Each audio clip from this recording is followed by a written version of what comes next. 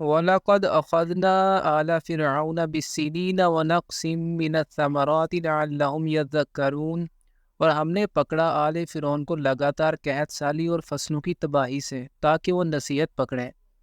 یہ وہی قانون کا ذکر ہے یہ وہی قانون ہے جس کا ذکر اسی صورت کی آیت نمبر 94 میں ہو چکا ہے کہ جب اللہ تعالیٰ کسی قوم کی طرف کوئی رسول بھیجتا ہے تو انہیں آزمائشوں اور مصیبتوں میں مبتلا کر دیتا ہے تاکہ وہ خواب غفلت سے جاگیں اور دعوت حق کی طرف متوجہ ہوں۔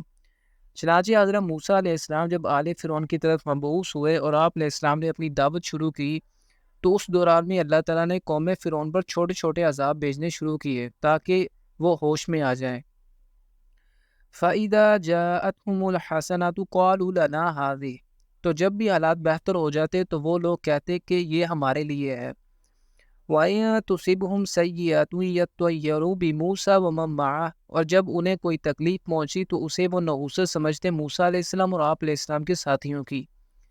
أَلَا إِنَّمَا طَائِرُهُمْ عِندَ اللَّهِ وَلَٰكِنَّ أَكْثَرَهُمْ لَا يَعْلَمُونَ، آگاہ ہو جاؤ کہ ان کی قسمت اللہ کے ہاتھ میں ہے، لیکن ان میں سے اکثر لوگ سمجھتے نہیں۔ جب ان کے حالات قدرے بہتر ہوتے یعنی فصلیں وغیرہ ٹھیک ہو جاتی، خوشحالی آتی اور ان کی آسائش حاصل ہوتی تو وہ کہتے کہ یہ ہماری محنت، منصوبہ بندی اور کوشش کا نتیجہ ہے، اور جب ان کی فصلوں وغیرہ میں نقصان ہوتا یا کسی اور قسم کی تکالیف کا سامنا کرنا پڑتا تو وہ اس کی ساری ذمہ داری حضرت موسیٰ علیہ السلام اور آپ علیہ السلام کے ساتھیوں پر ڈال دیتے۔ وَقَالُوا مَهْمَا تَأْتِنَا بِهِ مِنْ آيَةٍ لِتَسْحَرَنَا بِهَا فَمَا نَحْنُ لَكَ بِمُؤْمِنِينَ، اور وہ کہتے کہ اے موسیٰ تم ہمارے اوپر خواہ کوئی بھی نشانی لے آؤ تاکہ اس سے ہم پر جادو کرو، مگر ہم تمہاری بات ماننے والے نہیں ہیں۔ فَأَرْسَلْنَا عَلَيْهِمُ الطُّوفَانَ وَالْجَرَادَ وَالْقُمَّلَ وَالضَّفَادِعَ وَالدَّمَ، پھر ہم نے بھیجے ان کے اوپر طوفان اور ٹڈی دل اور چچڑیاں اور مینڈک اور خون۔ ان پر طوفان باد و باران آتے، ٹڈی دل ان کی فصلوں کو چٹ کر جاتی، چچڑیاں جوئیں کھٹمل اور پسو مسلسل انہیں تنگ کرتے، ان کے اناج میں کثرت سے سرسریاں پڑ جاتی، مینڈک ان کے گڑھوں، بستروں اور برتنوں وغیرہ میں ہر جگہ دندناتے پھرتے، وقتاً فوقتاً ان پر خون کی بارش ہوتی اور کھانے پینے کی چیزوں میں بھی خون کی آمیزش ہو جاتی۔ آیاتی مفصلات، ہم نے بھیجی یہ نشانیاں وقفے وقفے سے۔ فَاسْتَكْبَرُوا وَكَانُوا قَوْمًا مُجْرِمِينَ، اس کے باوجود وہ تکبر پر اڑے رہے اور وہ تھے ہی مجرم لوگ۔ وَلَمَّا وَقَعَ عَلَيْهِمُ الرِّجْزُ قَالُوا يَا مُوسَىٰ ادْعُ لَنَا رَبَّكَ بِمَا عَهِدَ عِندَكَ، اور جب ان پر کوئی عذاب آتا تھا تو وہ کہتے اے موسیٰ علیہ السلام اپنے رب سے دعا کرو اس عہد کے واسطے سے جو اس نے تم سے کر رکھا ہے۔ لَئِن كَشَفْتَ عَنَّا الرِّجْزَ لَنُؤْمِنَنَّ لَكَ، اگر تم نے ہم سے اس عذاب کو ہٹا دیا تو ہم لازماً تمہاری بات مان لیں گے۔ وَلَنُرْسِلَنَّ مَعَكَ بَنِي إِسْرَائِيلَ، اور ہم بنی اسرائیل کو بھی لازماً تمہارے ساتھ بھیج دیں گے۔ اس زمانے میں مصر کے اندر بنی اسرائیل کی حیثیت حکمران خاندان کے غلاموں کی سی تھی۔ فرعونہ ان سے مشکل اور بھاری کام بیکار میں کرواتے تھے۔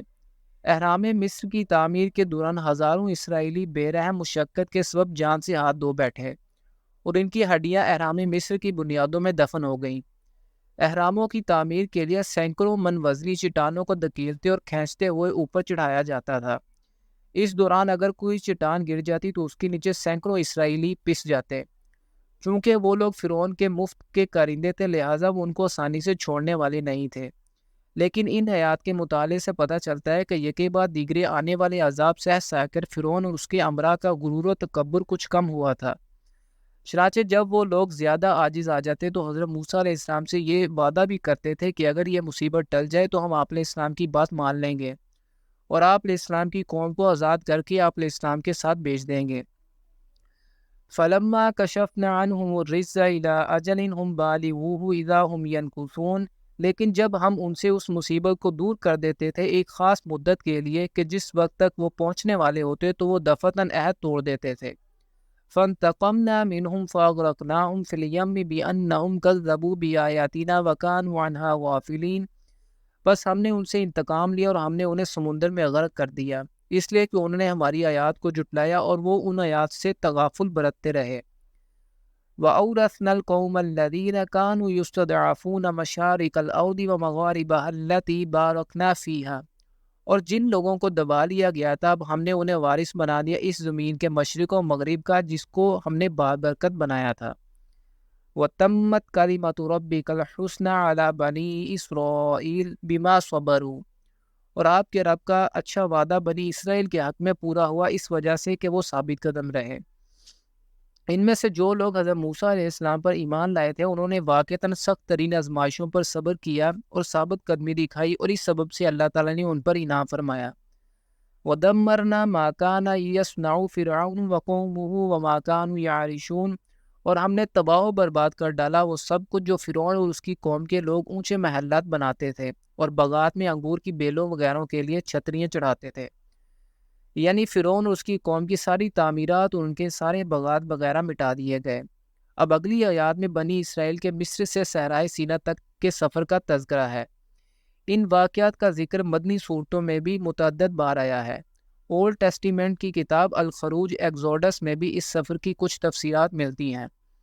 وَجَاوَزْنَا بِبَنِي إِسْرَائِيلَ الْبَحْرَ، اور پار اتار دیا ہم نے بنی اسرائیل کو سمندر کے۔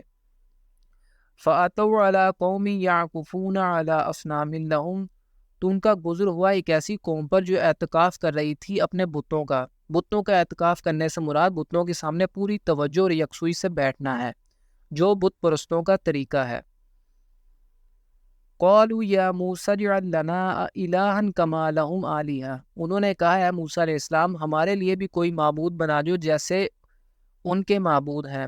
مذکورہ بت پرست قوم سے ترغیب پا کر بنی اسرائیل کا بھی جی چاہا کہ ان کے لیے بھی کوئی اس طرح کا معبود ہونا چاہیے جس کو سامنے رکھ کر وہ اس کی پوجا کریں۔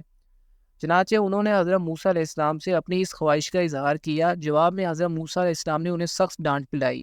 قال انکم قوم تجہلون، آپ علیہ السلام نے فرمایا کہ تم تو بڑے ہی جاہل لوگ ہو۔ ان ہؤلاء متبر ما هم فیہ وباطل ما كانوا یعملون، یہ لوگ جس چیز میں پڑے ہیں وہ سب کچھ برباد ہونے والا ہے اور جو کچھ یہ لوگ کر رہے ہیں وہ سب باطل ہیں۔ قال غیر اللہ ابغیکم الہ وهو فضلکم علی العالمین، حضرت موسیٰ علیہ السلام نے فرمایا کہ کیا میں اللہ کے سوا تمہارے لیے کوئی اور معبود تلاش کروں جبکہ اس نے تمہیں فضیلت دی ہے تمام جہان والوں پر۔ وَإِذْ أَنْجَيْنَاكُمْ مِنْ آلِ فِرْعَوْنَ يَسُومُونَكُمْ سُوءَ الْعَذَابِ، اور یاد کرو جب ہم نے تمہیں نجات دی آل فرعون سے جو تمہیں مبتلا کیے ہوئے تھے بڑے بدترین عذاب میں۔ يُقَتِّلُونَ أَبْنَاءَكُمْ وَيَسْتَحْيُونَ نِسَاءَكُمْ وَفِي ذَلِكُمْ بَلَاءٌ مِّن رَبِّكُمْ عَظِيمٌ، وہ قتل کر ڈالتے تھے تمہارے بیٹوں کو اور زندہ رکھتے تھے تمہاری بیٹیوں کو، اور یقیناً اس میں وہ تمہارے رب کی طرف سے بہت بڑی آزمائش تھی۔